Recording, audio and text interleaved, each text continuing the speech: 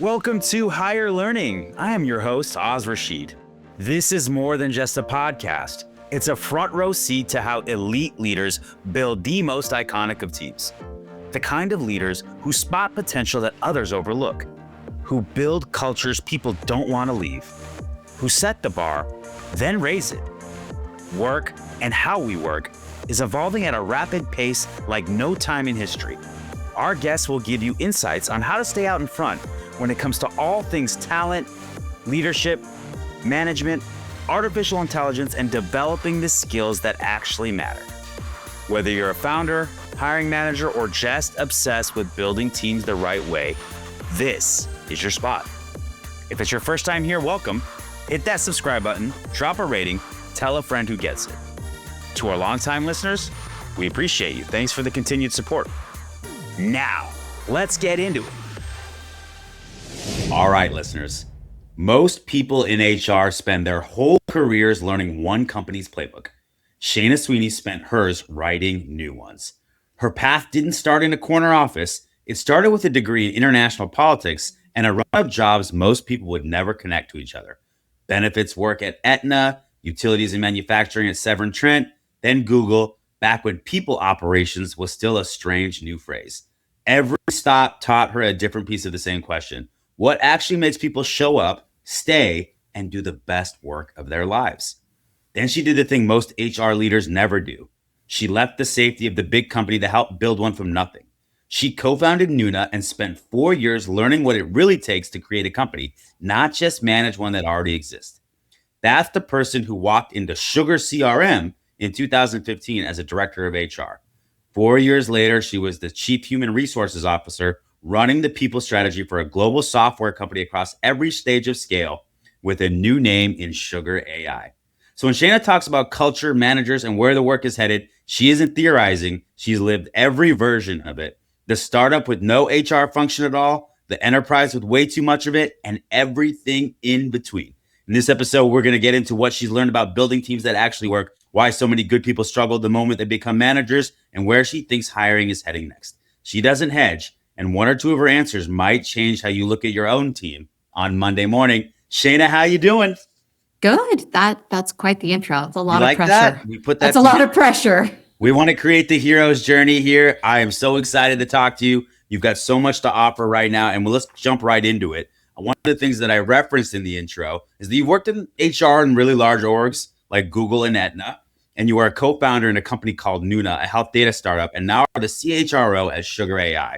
So I want to start here because I always like to hear kind of how this stuff all happened. How did you get into HR in the first place? Was it something you fell into, or was this something as a young kid you were always, dying to get into? Yeah, as a young kid, I don't even think I knew what HR was, or Most don't.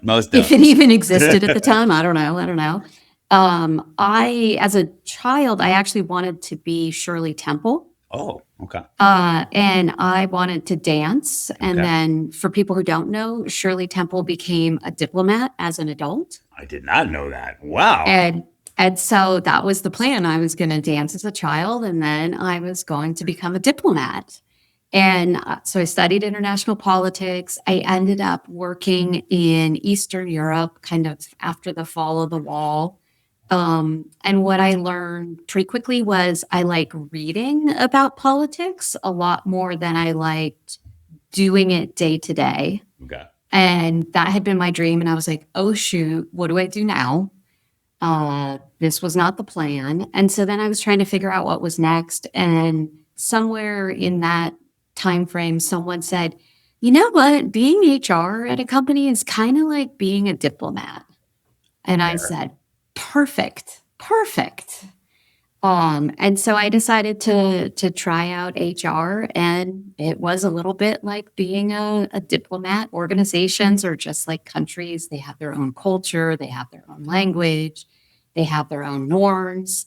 And so basically I never really left the diplomat path. I just do it in companies now rather than for countries. What an amazing analogy. I've never even made that correlation. That makes a ton of sense. You're right. HR is kind of the diplomat of an organization. And you're right. There are some similarities between a company and countries. And who knows, you still might have a delicious child's drink named after you at some point, like your role model, Shirley Temple, the Shana Sweeney. Everybody order those when they go to a restaurant. That's an amazing story. I appreciate you telling us. So the other thing that when we were doing kind of our initial conversation, I did some research was that Sugar AI went through a rebrand and reorganization, right? It went from Sugar CRM for many, many years to recently to Sugar AI. I want to talk about that because to me that's like a very unique thing. It's something that's probably happening more and more in today's world with innovation and technology, particularly around artificial intelligence. But when it was Sugar CRM, you worked at like Google, you had your own startup, you worked at all these different places. What drew you as an HR director to Sugar CRM at the time?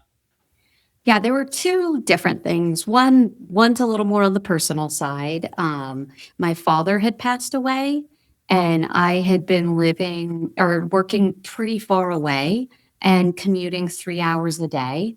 And I had youngish children at the time, and I was like, I'm not being present for their lives.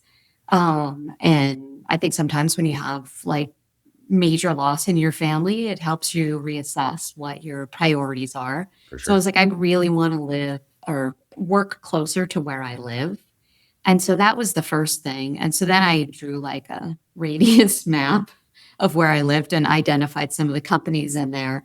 And so the second reason that drew me to sugar specifically and why I'm still here 11 years later is I really like the mid-sized company. And that's where I think I can do my best work, where I can really help the company scale. It's not a giant machine like the Aetnas and the Googles. It's not a blank page like Nuna, but it's kind of that little middle stretch where the company has an identity and now it's trying to grow into it. And so Sugar in 2015, when I joined, was exactly that at the time. I Again, another great analogy. I'll give my own analogy. We brought up Shirley Temple earlier. I think you got a little Goldilocks in you too, right? This is too big. This is too small. This Yes. is just right. You knew that about yourself. And I think one of the insightful things that you just mentioned that I think people forget a lot about in hiring, and this is one of the things that as I've built hiring software and help companies with hiring best practices, people are not static, and they're specifically not static in their motivations or their priorities, right? Shayna, 5 years earlier, right before your father passing and before kind of like that reprioritization, right, might have had a very different idea of what a fit for her was from an organizational perspective, right? And that moment in time is so important to assess in an interview because, like you said, like my wife jokes around with me all the time, like she's like, I never would have dated you in college, right? And I'm like, you're probably right. But when we met eventually 10 years later, right, it was the right timing, right person, right thing. And it's the same things with jobs. And so that's so amazing that, maybe 5 years ago, Sugar CRM would not have been the right company, but because of where you were in your life, it became the perfect fit. And here you are now 11 years later. So that's awesome. Let's talk about that rebranding and kind of that org shift because it's more than just changing the website, right? It's more than just changing like the logo on the building, right? So what were things you had to think through in HR going through that rebrand initiative that maybe other functions didn't have on their radar? I'm interested in like kind of what the responsibilities are in your group, particularly for that. Yeah. Rebrands are hard. That's what I'll start with. And I think rebrands are hard in a way that no one really warned you about. There's pieces where you're like, oh yeah, we'll change some logos, we'll change some colors. Oh no, no, no, no. Like, yes, you do that, but there's a bunch more. Um, and I think people in the people function who have had to deal with a rebrand kind of know the truth about it. Like your brand is hiding in hundreds of places you don't even realize, Mm. whether it's like little things like the emails that go out from your applicant tracking system to Mm. candidates, to templates of offer letters and employment agreements, to anything and everything you've done around recruitment marketing that may be out there. We're a global company. And so outside of the US, sure, we had to update like LinkedIn and Glassdoor and Indeed, but we also had to update like Kununu in German and eJobs and Seek in Australia. And so there's all of those things that you have to do. And And then there's also the physical stuff. Our team manages facilities. So we had to figure out like, what are we putting up on the walls? What's the signage going to be? Let's talk about business cards. And then there's the actual people work that's like underneath like your to-do checklist. Because, a rebrand's not just a new logo. Change It's a management at its whole, finest, yep. right? Yeah, the way you talk, the way you converse, like it's very different. Yes, it's a whole new story. And so my real job was trying to help ensure that our people could all tell that story and tell it the same way. And, that was more important than swapping out assets. We had to make sure that like our whole HR team could tell the story so that when we were onboarding new hires, we could tell it and then they could tell it. When anyone in the interview process, like anyone that was interviewing a candidate, if a candidate asked them, they could answer. And so trying to get all of that lined up. And I think these days there's so much information coming at us from so many different places. You have to repeat and repeat and repeat and repeat that message to really, really get it through so that people can tell the story themselves. Yeah, that's really informative. I'm sure a lot of people didn't even think about all the different places where your brain can be and the people and the change management aspects. So I appreciate you sharing that. I'm just interested, like the Nuna, obviously you're creating a new brand, but what did you do? Like, did you have resources? Did you go look up case studies of companies that had done this before? Did you talk to people that had been through this before? Like, this had to be somewhat new for you. So I'm just interested, what did you lean on to make sure that you were doing all the right things? I think I had been in enough different companies at that point in my career that I knew some of the basics, but a lot of it was just trying to muddle through and be like, oh, we started out in someone's kitchen and we would meet, and then we went and had a little mini office in a hotel that catered to pilots. And then we had a whole office. And so throughout that journey, there was a lot of like, oh, we have employees now. We need to pay them.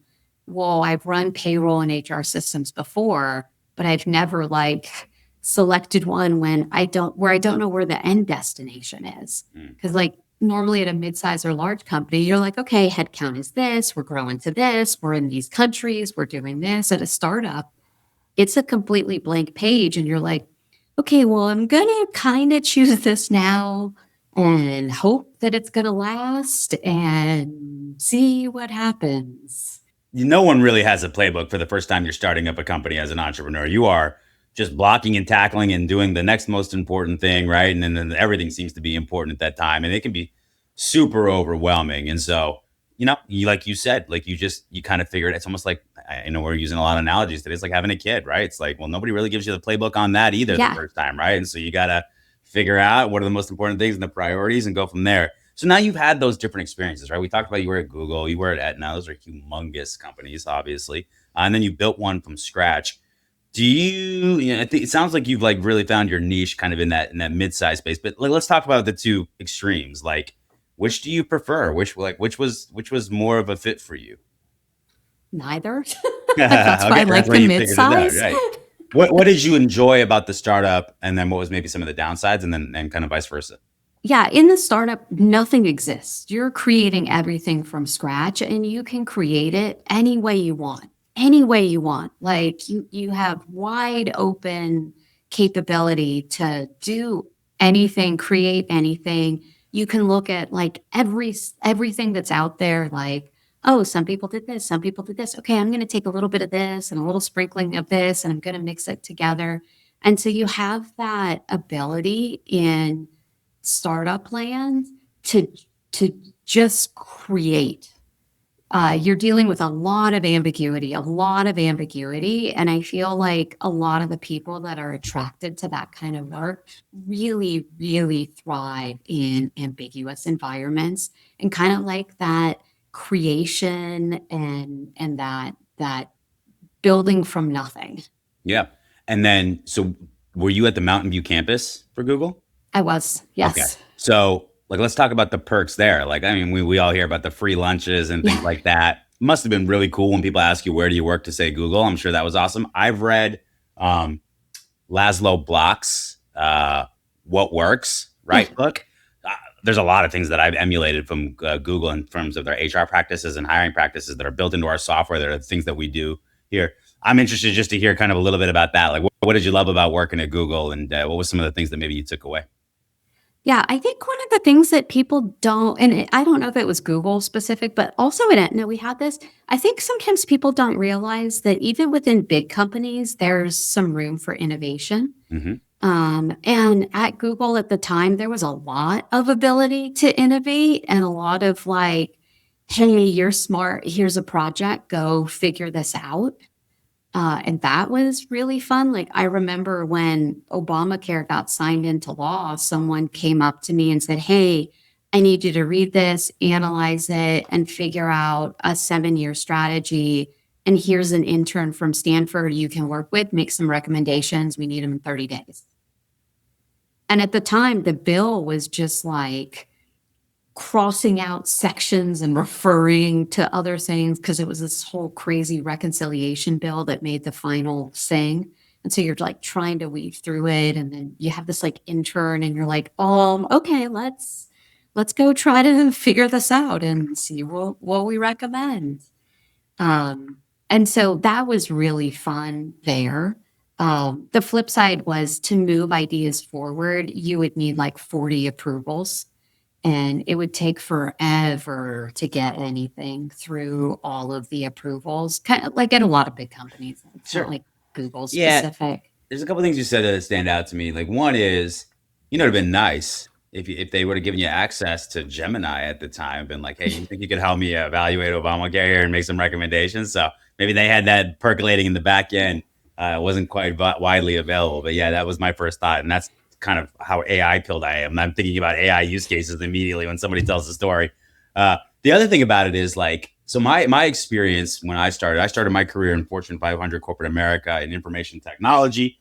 And I remember that I went in and I thought I was 24 years old, fresh out of college, fresh face, bushy eyed, tailed, whatever the analogy is. I remember being like, oh my gosh, this is such a big brand. Like, what kind of impact am I going to be able to make? And I remember like 2 to 3 weeks in, I had this realization like, just because you're a big company doesn't mean you don't do a lot of, you know, less than optimal stuff, I guess is the polite way to say it, right? In fact, most big companies are really good at like a couple things, and that's why they're the big companies they are. And then there's a lot of area of opportunity, right, in around that. And so I remember just being like this 24-year-old kid who was like, well, I can go fix that, I can do that, I can do that. And to your point, like, it's not exactly easy to move the needle, particularly at that age and that part of your career, but that doesn't mean there's not a lot of opportunity there. And so you're right. In big companies, just as much as in a startup, there's a blue ocean, no pun intended, around being able to kind of handle that. Yeah, but I think in the big companies, you end up being so specialized in what you Mm-hmm. do, Mm-hmm. and you end up getting focused on like one small corner of the world. And so like sometimes you can move the needle in that corner, but you can't always move the needle anywhere else. And that's ultimately why I left too, because I want to make an impact. And you're right. Like, so you're like a cog in a machine, like when this specialized vertical, that's how big organizations work at the end of the day. And that can be great because you can get depth. But I, like you, like when I got into the startup environment and I was doing everything from cold email outreach to taking out the trash to Yeah. setting up the infrastructure from a technology perspective, like I really enjoyed the versatility of that and like getting to do different things. Like some people are wired that way, and it goes back to what you said earlier about understanding yourself and where you're at in your career. All of these things are super important when it comes to pursuing the opportunities that give you purpose. So we got to talk about AI. It's mandated by every podcast in 2026 to have be part of the topic. So you're right in the middle of it right now. When I'm interested from this perspective, when we look out 5 years, what do you know versus what do you think versus what are you most unsure about? And then I got to imagine there's people in your org and other orgs that have uncertainty about, it seems like it's starting to lighten up a little bit in terms of this idea of like massive displacement of work. And I think people are starting to realize these things take a little bit longer to happen. But I'm just interested. What's your take on AI, future of work? What might you tell people who have concerns in your organization? All right. That's a big question. That's a big Big question. question. I know that's what I do here. I ask a big question, then I sit back and let you cook. So go to work. So I'm going to start with like what I think I know. Yeah. And first of all, I'll say anyone that thinks that they're like an expert in AI, it's moving so fast that that I think it's so hard to be an expert in it right now. But I think that's like one of the big things I know is that the pace of change that's been happening with AI is still faster than anything that I've seen in history and read about in history. And trust me, I've read a lot of history. International politics, Yes, dictates it if yes. you're going to get a degree, I imagine. Yeah, my minor was like history, so I I've read a lot of history, and so the pace of change is really really fast, and I think it's also changing who gets to do the work because anyone can build something now. You don't have to be an engineer, you don't have to be an expert. Anyone can build anything. I also think whoever ends up controlling the models and the pipelines that the models flow through are going to be the big winners in the economy. Well, there's a big conversation going on right now about AI sovereignty, and we don't want to be dependent on these models. But I Yeah. think you're right. It's an arms race, literally. Yep. So those are kind of the things I feel like I know. Fast change, whoever can essentially controls the means of production is going to control the money, and anyone can build anything now. Yep. Where what I've seen and kind of where I think some things are going, but my thoughts aren't still fully formulated yet. This might be where I'm a little bit less of a cheerleader than most people, but because like we are an AI company and we're using AI a lot, one of the things I'm watching from the people side is a little bit of skill atrophy, where people are just letting AI do things for them and think for them. And so I'm watching accountability slip a bit in organizations. Ooh. And everyone just blames the computers now. Well, it's not me. AI did it. That's an interesting insight. Yeah, and so I've definitely heard the skills atrophy, and I can tell you, like at some level, like I'm forcing myself to not use AI for certain things, like getting started on writing something, or summarizing. I try to read through it, do the hard work on different things, and then in other ways, like there's like certain things where it's like, God, it's even writing emails better than me at this point. Sound more like me at this point than myself, which is kind of crazy. The accountability aspect super interesting, and that's where like you can't hold AI responsible in a court of law. You can't, like, you know what I mean? Yeah. And so it's like, again, it comes down to the person you leveraging the tool, how they use it, right? That's really, really insightful. So that's a great call out by you. Finding the right talent for your team doesn't have to be a struggle. Meet Aon Hire, the world's first hiring experience management platform designed to transform the way you hire. Powered by AI, Aon Hire takes the hassle out of every step in the process. From smart resume analysis to customized interview questions, it saves you time, money, and effort. Plus, with real-time insights from every interview, you can quickly identify top candidates, reduce turnover, and stay on budget. And forget about note-taking, Aon Hire takes care of that for you. Ready to revolutionize your hiring process? Visit aonhire.com and get started today. And then, and so I think it's really interesting. And I think it's going to be really interesting to watch. Also, shout out to any fellow liberal arts majors. That critical thinking and judgment is our going to time. come We're in. ready to go. Yeah. I was a communications major. You told me that was a bad idea. Guess who's winning now? It's like, it's a great skill to have now because like all you did in school was like, analyze this from this person's perspective, analyze this from this other person's perspective. And so it's great. I love that. And then what about with the employees in terms of, what you might tell somebody who's, feeling concerned or like, well, what do you think? What does this mean for future of employees? What would you recommend to somebody? Yeah, I keep telling people that there's 3 different ways that I'm seeing how people are using AI. And I think there's like fancy consultancy names. So sorry if I use them, but like one is called like human in the loop, where AI starts to do something, but sends it to a human to like approve it or finalize it or review it. There's, I think they're calling it now like human on the loop, where the human manages an agent and people side by side doing work. And then there's the full autonomous agent. And so we need all 3 of those things. And if you think about it, like people generally are trying to get the agents to do work that they don't want to do, work that doesn't require thought, work that really no one wants to do. But there's still going to be, people are still going to need to manage agents. people are still going to need to approve things that agents do. And if you're managing an agent or you're even like co-working with an agent, like you're the product owner, you're the QA, you're the one responsible for the results.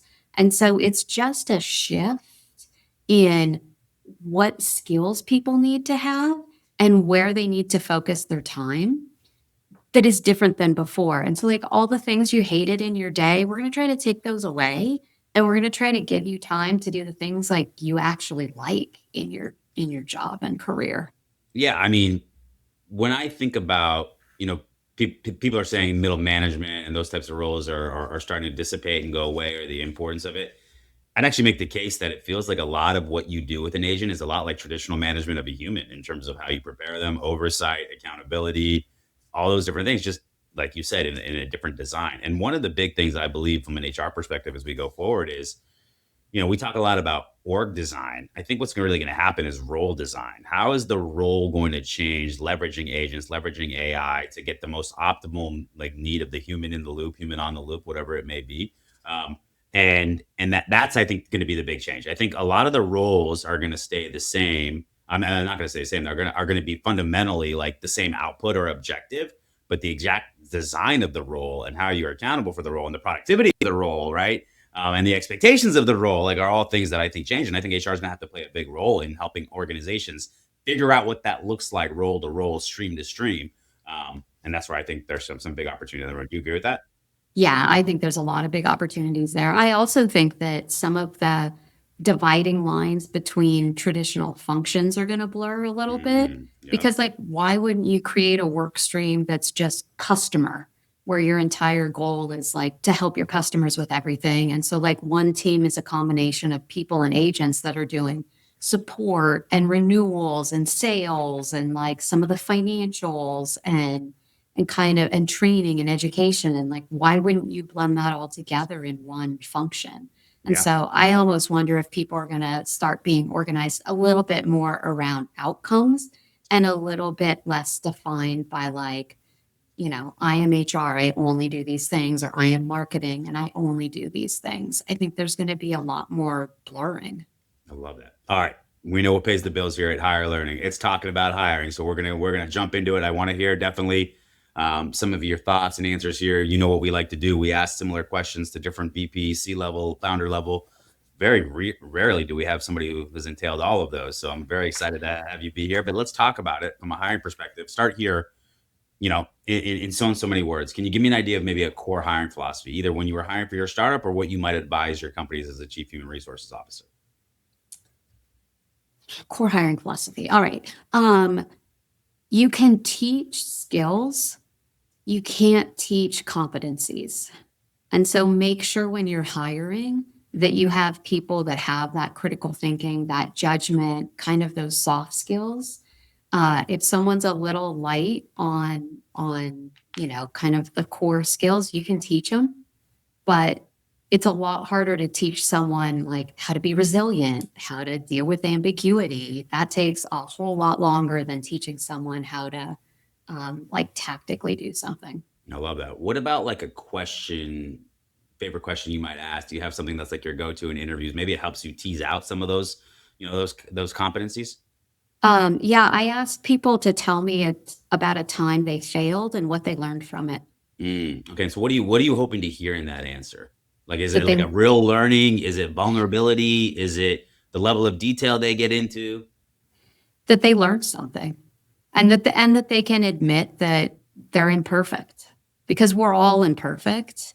And a lot of times if people are like, I've never failed at anything, you're like, that might be really interesting in working with a team if you always think you're the perfect one and everyone else is the problem. Is not checked on that one. Yes. We're not necessarily going to say the self-awareness is a high skill on this one. I love that. Do you have a memorable interview experience that comes to mind, good or bad? You don't have to name names, but just interested to hear. I had one once where I came in as like a VP of HR and was interviewing a candidate, and they hit on me Oh, and tell asked more. me. It Was started it asking overt, me. subtle? Like what? It was very overt. Okay. As VP of HR, that is some and Audacity. very awkward. Yeah. And it was like, okay, let's refocus on this.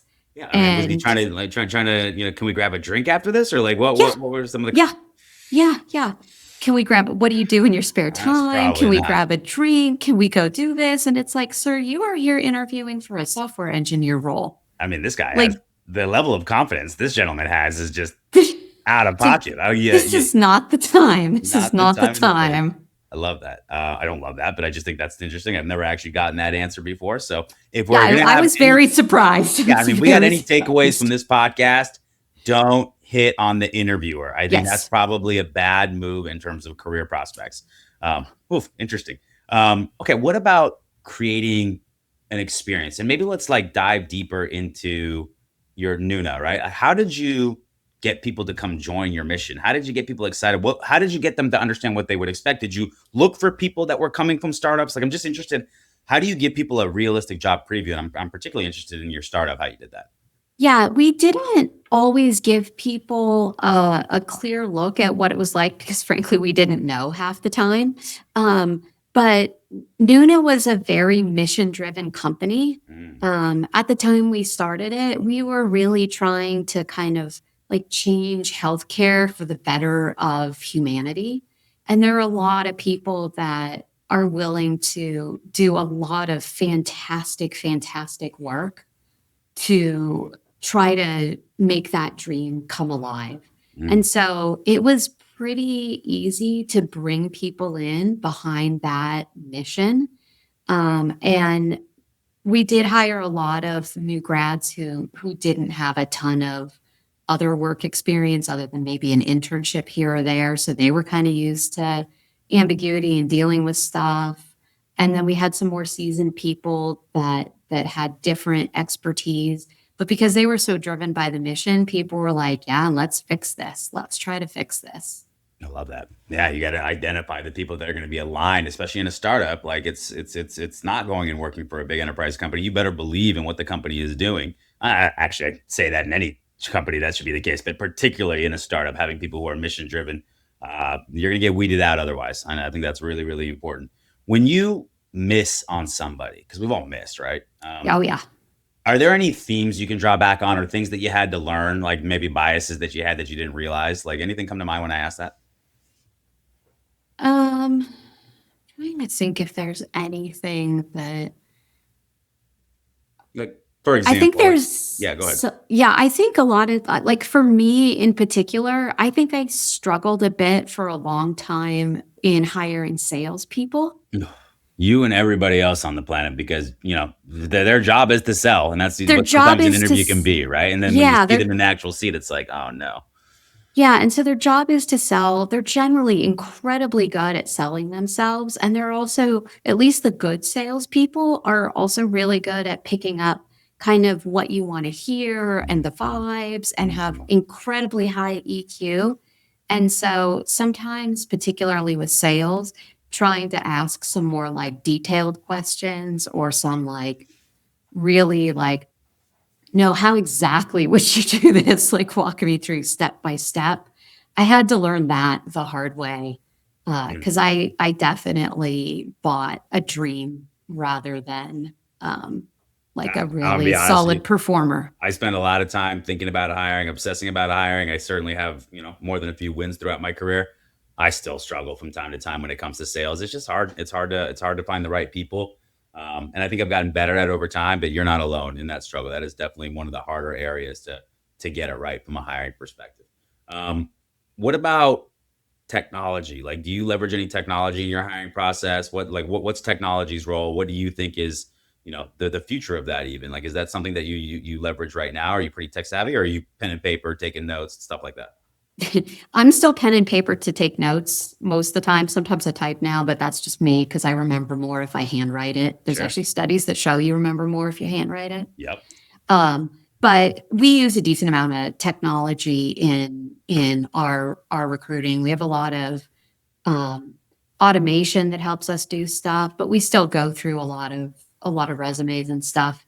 But we have some like AI-based sourcing tools that help us find talent pools, or even like for us, we hire all over the world. And sometimes people come to our team and they're like, hey, I want to hire this role in this country. And we're like, hold, please, let us check to see if there's actually a talent pool there, because we may want to redirect you to this other country or this other location where there's a much bigger talent pool. So we spend a decent amount of time also pulling like talent pool data to be like, okay, yes, you will be successful in hiring here. Not so much here. I love that. Really good. Okay, now I got to ask you some. I want to learn a little bit more about you personally. So let's start here. We talked about AI already. You got a personal use case that right now that like I'll give you an example. I'm constantly like looking up like recipes or cooking styles and things like that. I mean, I leverage it a lot for my health and like using my Whoop and stuff like that. What's some personal use cases that you're leveraging AI for right now? I am trying to write a book Ooh.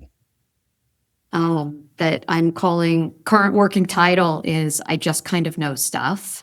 Okay. It's a memoir about chaos caring and the people I'll never understand. Oh wow, love that. And I'm having it help me with building out like writing schedule and staying on track. And sometimes like refining some of the writing. It's not writing for me at all, but I have horrible comma usage. And so sometimes some of the little editing around that. And then every so often I'm like, does this fit better in this chapter or this chapter or this chapter? So It's your thought that's partner to put yeah, the it's my together. thought partner. I love Yeah. that. That's awesome. It's a great use case. What about, speaking of books, do you have one that maybe you'd recommend for our listeners? Maybe something you read recently or something you read in the past that's maybe your go-to? I think my go-to book that I recommend to a lot of people is I think it's called Influence by Robert Cialdini. Yeah, I'm familiar with that book. Yep. I recommend that to a lot of people, especially in HR and really any role where you're dealing with people or if you're trying to buy a car. It's really helpful in learning and understanding what influences other people so that when you're trying to go through things and you're like, wow, I'm getting really stuck here. I don't know why there's so much pushback on this. You have some ideas of how to approach things differently. Pro tip. Don't recommend that book to any candidates before a sales interview because that might just make Yeah, that would be horrible. All right. Last question, Shana. What's some advice that you'd give your 20-year-old self that you didn't know then, but that you know now? Advice for my 20-year-old self. Probably don't be afraid to take risks and try things. Okay. Is that something when you were younger that you were much more risk averse? Yeah, I was completely and utterly risk averse when I was younger. Like I had plans, like plans upon plans upon plans. I have very high levels of anxiety, and one of the ways I deal with anxiety is making lists of how to deal with when everything goes wrong. Okay. And so I would have like A through J, like if this, then do this. If this happens, these are the alternatives. And if anything like went off plan, I would kind of melt down when I was in my 20s. And so being willing to like take a few more risks and understand that like it's probably actually going to work out. I love that. That's great advice. Well, you didn't end up becoming a diplomat, but I think Shirley Temple would be proud to hear your story. You've shared so many great insights with us on everything here today, and I really enjoyed it. I mean, I think people are going to learn a lot more about SugarAI after listening to this episode. Certainly going to take a lot from a hiring perspective and a talent perspective. So, Shana, thank you so much for coming on. I appreciate the time and look forward to getting more time with you in the near future. Yeah, and thank you so much for having me. Of course.